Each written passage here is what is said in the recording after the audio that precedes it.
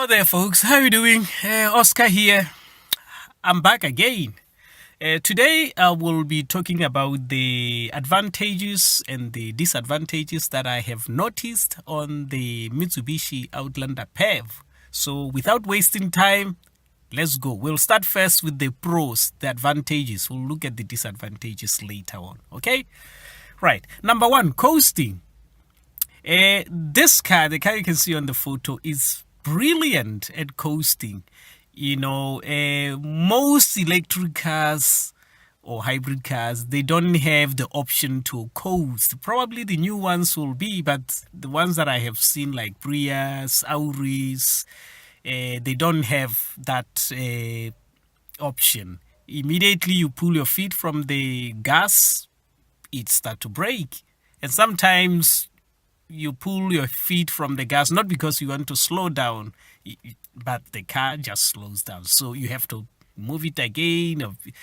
Not good. Mitsubishi coasts, which is great. Okay, that's a very good thing, because me as a taxi driver, I want a car that coasts. I want to get the car moving and let it just roll freely, free energy. Okay. The other advantage is the pedals, the flappy pedals on the behind the steering that you can use to increase the severity of the regen. That is excellent, because if you're going down a hill that is so steep, you can put it at number 5, setting number 5, and you'll feel like you are braking the car. You're stopping the car, but it will be just the electric motors pumping power back into the batteries. That option will be excellent here in Stoke, because Stoke is built on hills. So you go up and then you go down a very steep hill. You can waste brakes if you don't have that kind of regen system. So that is a very good thing. You've done very well there, Mitsubishi, with that regen option. Okay. The other thing is, it has 2 electric motors, one at the front, one at the back. I'm talking about the electric motors that drives the car, not the generator. The generator is attached to the engine. Okay, so it has 2 electric motors that drive the car. So it is 4-wheel drive, which is very good.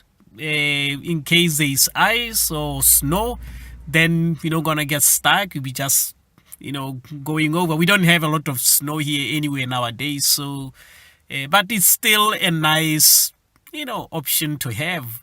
Okay, so the other one is, it is very quiet. Everybody knows hybrids and electric cars are quiet. This one not being a diesel, you don't have that rattling noise in front. It's really, really quiet. The other thing, space.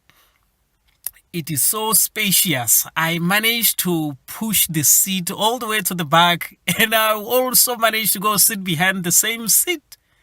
I've never seen that, except in just few cars like a Skoda Superb. I have really long legs, so I always look for a car that I can, put my seat in the comfortable position, and I myself be able to sit comfortably behind, the driver's seat. So it has a huge amount of space.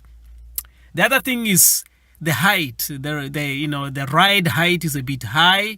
It has big wheels. So, on these UK potholes, probably it will be a good idea to have something that is, elevated. Some of the humps here are so huge. I mean, just here in Stoke-on-Trent, there are some humps which are, the first time I saw them, I thought they were built for tractors.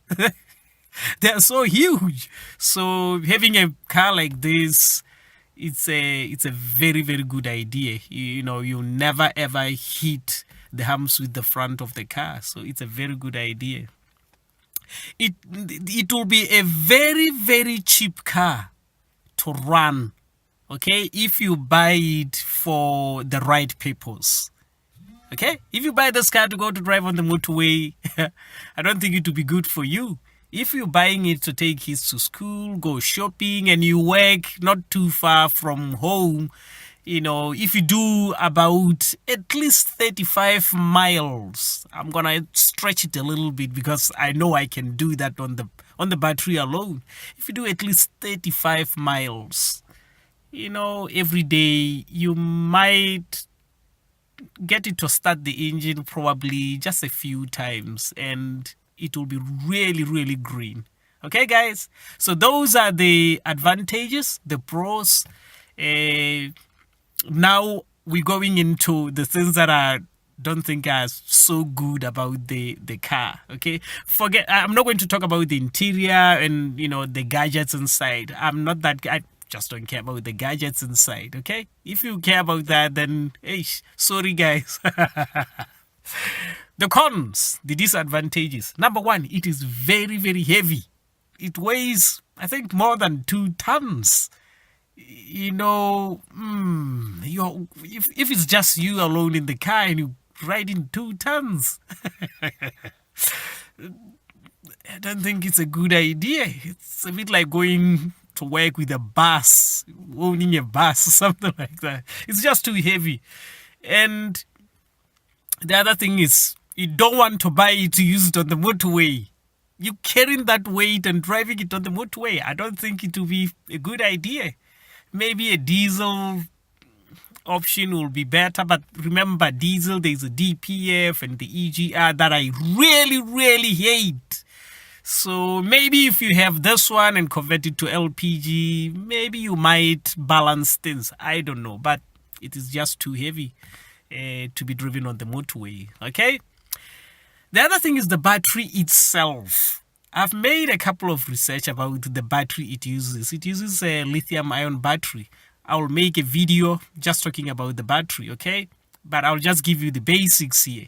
It uses a lithium-ion battery made of 10 modules, and each module has 8 cells in it, okay? And each cell is 3.7 volts. And the battery has been classed as the worst battery ever made for an electric car because of the weight, the weight it has. Okay, it is too heavy for what it can produce. Let me just put it this way so that you understand easy, what I'm saying, easy English, or easy, technicality that I'm trying to explain here. It is a big, heavy battery, but it produces very little amount of power. So not a very good idea to have such a huge battery that doesn't produce enough power. What they say is the watts per kilo it has. It doesn't make any sense whatsoever. Actually they're saying that the Kia Soul electric car, actually it has a much, much better battery than this car because of the weight.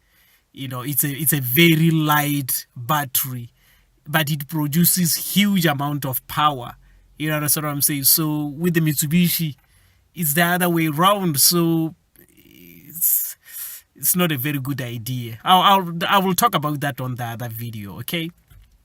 The other thing that I don't think is good is the fact that the battery is outside. With other hybrid cars, the battery is inside the car. So it does get cold, but not very much. Now, if you're driving in snow and your battery is outside, that means, it's going to freeze, and batteries don't work, very, very well. They don't perform very well, when they are very, very cold or very, very hot. Climate affects them. So I don't think it's a good idea to put the battery. It should have been in the trunk or under the seat, the back seat in the car, something like that. Like the Volvo hybrid, it's in the boot. The Prius, they put them in the boot. They don't put them outside the car underneath because they know, Toyota knows. Once you do that, then the game is going to change because you're not going to perform at your, at the best, level because of the climate. Okay, folks. So those are the pros and cons that I have found out. So next time you see a video, it will be about the battery. Thank you very much for watching and your support, guys. Remember last time I had a little issue, but it's gone now. Forget about it. It was just nasty people, and I'm so sorry if you are British and you got offended by the some of the things probably I said, that other blacks think that you are racist. I know most of you are not like that, but some people can just spoil, make other people look bad when they're actually not bad. Okay, folks, thank you very much. Take care. Bye bye.